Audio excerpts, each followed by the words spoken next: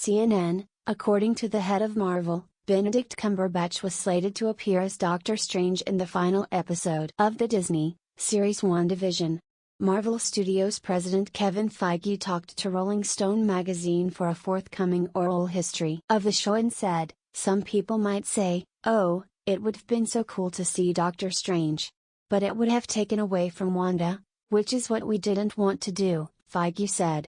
"We didn't want the end of the show to be commoditized to go to the next movie. Here's a white guy, let me show you how power works."